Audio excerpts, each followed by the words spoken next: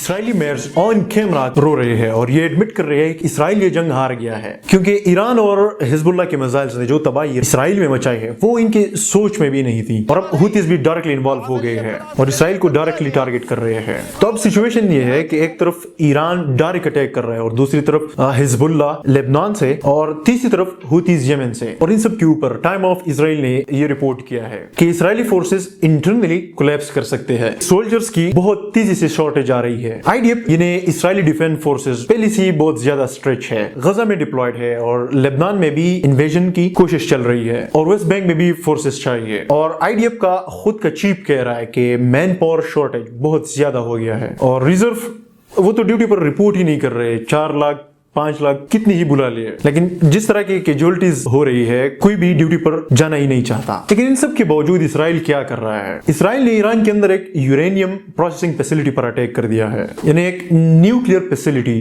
تو اب سوچو کہ اسرائیل اس وار کو کہاں لے جا رہا ہے، اور بات یہاں ختم نہیں ہوتی بلکہ ایک اور پروجیکٹائل یا میسائل بو شہر کے نیوکلیئر فیسلٹی کے بالکل پاس میں جا کر گرتا ہے۔ یہ فیسلٹی آج بھی ایکٹیو ہے اور رپورٹس ہے کہ وہاں رشین اور ایرانین پرسنلز کام کرتے ہیں جہاں ریڈیشن کے سب سے زیادہ چانسز ہے۔ اس کے علاوہ اسرائیل نے ایران کے 3 سٹیل پلانٹس کو بھی ٹارگٹ کیا ہے۔ یہ پلانٹس ٹوٹل تقریباً 70% آف دا ایرانی سٹیل پروڈیوس کرتے ہیں۔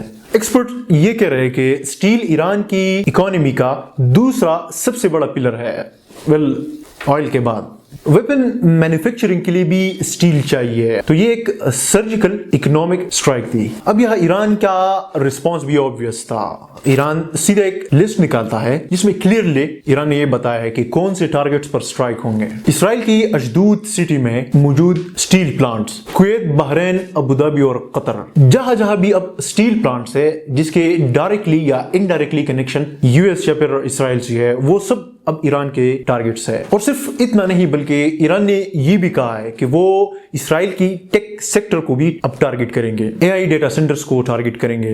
بھئی یہ تو اسرائیل کی اصلی اکانومی ہے، چھوٹا سا ایک ملک ہے، بلکہ ملک ہے بھی نہیں، نہ کوئی مینوفیکچرنگ ہے نہ کوئی بڑی انڈسٹری، اور ٹیک ان کی سب سے بڑی لائف لائن ہے۔ اور پھر کچھ گھنٹے بعد بحرین میں بھی ایکسپلوژن کی خبریں آتی ہے، Khalifa bin Salman port, LNG terminals, fuel storage depots, سب جگہ بلاسٹ کی رپورٹس آئی، اور UAE میں بھی سملر رپورٹس ہے۔ دھیرے دھیرے پورے گلف ریجن میں تباہی پھیل دی جا رہی ہے، اور جب انرجی اینڈ انڈسٹریل انفراسٹرکچر وہ ہٹ ہوتا ہے، کموڈیٹی پرائسز گلوبلی بہت زیادہ بڑھتے ہیں، oil and gas prices already بہت زیادہ ہے اور اب یہ اور بھی بڑھیں گے، جس کے اثرات پوری دنیا میں پڑ رہی ہے، چاہے کوئی اس کا حصہ ہے یا پھر اس کا حصہ نہیں، سب ڈائریکٹلی افیکٹ ہوں گے، اور ان سب کا ذمہ دار صرف ایک کنٹری ہے، امریکہ۔ لیکن US کی اپنی حالت بھی کچھ ٹھیک نہیں ہے۔ اگر US کی بات کرے تو اس نے خود اتنا زیادہ ٹوماہاک میزائل یوز کیا ہے کہ پینٹاگون نے خود ایڈمٹ کیا ہے ٹوماہاک میزائل کا سٹاک الارمنگلی لو ہو چکا ہے۔ صرف پہلے 4 ہفتوں میں 800 سے زیادہ ٹوماہاک میزائل یوز ہوئے ہیں اور سال میں بنتے ہیں 600۔ سارے US بیسز انکلوڈنگ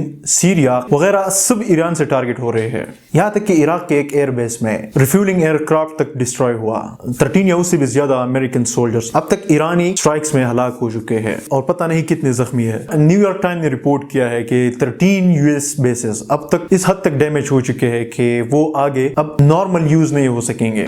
یہ سب تو چھوڑو، بلکہ ایران نے F-35 فائٹر جیٹ کو نہ صرف ایران نے ڈیٹیکٹ کر دیا ہے بلکہ اسے لاک کر کے مار گرایا ہے، جس پر US اتنا اترا رہا ہے کہ یہ تو ایک انویزیبل فائٹر جیٹ، اسے پکڑنا تو دور، اسے ڈیٹیکٹ کرنا بھی امپاسبل ہے، اور وہ ایران اپنے گھر میں بنائی ٹیکنالوجی سے لاک کر کے سیدھا ہٹ کر رہا ہے۔ اب پتہ نہیں اس جنگ میں اور کیا کیا دیکھنا پڑے گا۔ I'm really interested۔ اور یہ ٹرمپ کہہ رہا ہے کہ ہم نے ایران کے سارے میزائل مائٹ کو ڈسٹروائے کر دیا ہے، لیکن جو دنیا دیکھ رہی ہے وہ تو اس کے بالکل الٹا ہے، اور اب دنیا کو بھی دھیرے دھیرے سمجھ آ گیا ہے کہ یہی وہ پروپیگنڈا ہے جو ہم نے رشیا یوکرین جنگ میں بھی دیکھا تھا۔ Russia is about to collapse and Russia is just a gas station for the Europe and entire world۔ 2022 سے یہی راگ الگ الگ ورژن میں بجتا رہا۔ اب آتے ہیں سب سے اصلی بات پر، اسٹریٹ آف ہرموز۔ ایران اب دنیا کا 20% کمپلیٹ آئل فلو کنٹرول کر رہا ہے۔ جو اسٹریٹ آف ہرموز کنٹرول کرے گا